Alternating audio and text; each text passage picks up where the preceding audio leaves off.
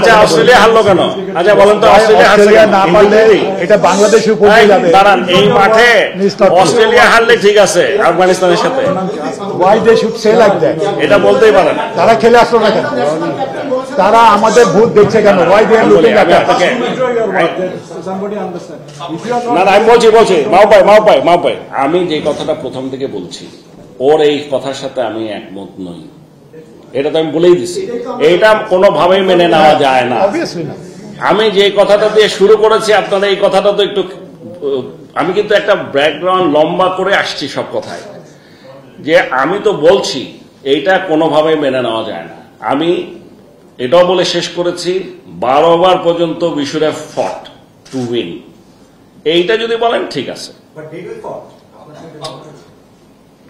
আমি যখন ডিফেন্স করার কথা ছিল তখন দেখছি মারতে গেছে, আর যখন মারার কথা তখন দেখছি ডিফেন্স করতে গেছে। এখন আপনি আমাকে বলেন এটা মানেটা কি?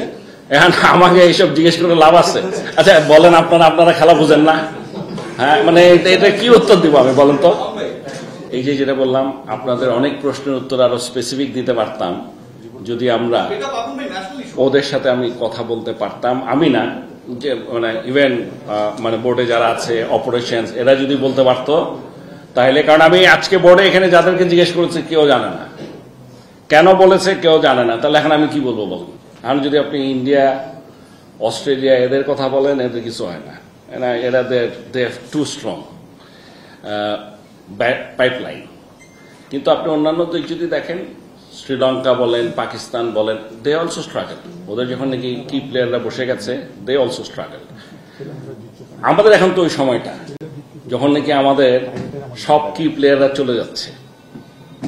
এখানে এই টুর্নামেন্টে কিছু প্লেয়ার আছে যারা probably this is the last T20 world cup. কিছু প্লেয়ার আছে হয়তো এই বছরই শেষ।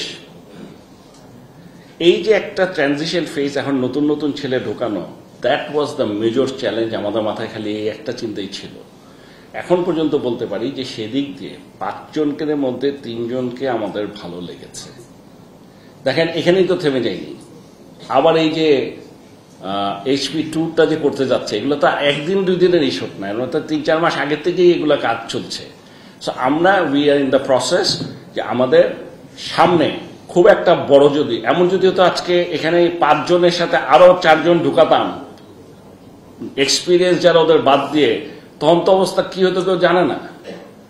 That would be much more riskier. আমার কাছে মনে হয় আরো বেশি আমাদের জন্য রিস্কি হয়ে যেতে দাঁড়াতো। সেই জন্য আমরা একটা চেষ্টা করেছি, রিস্ক নিয়েছি, আবার পুরানদেরকেও রেখেছি, এবং এখন খুঁজছি যে নেক্সট আর কারা আছে অপশনে, কাদেরকে খেলানো যায়।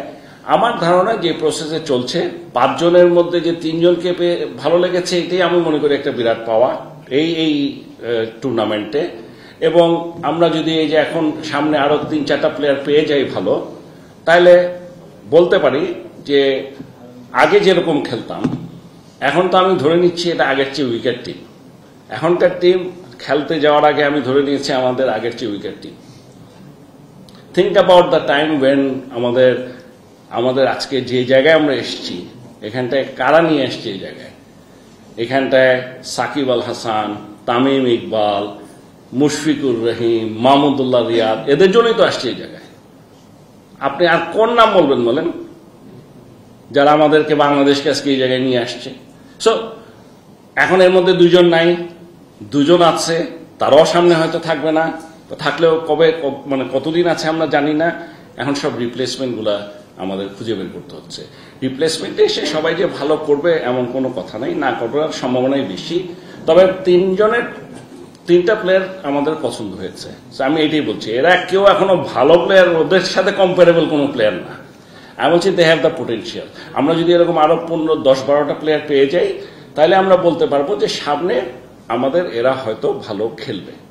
আর আরেকটা জিনিস ফাইনালি লাস্টলি বলে রাখি, T20তে আমরা কখনোই ভালো দল ছিলাম না।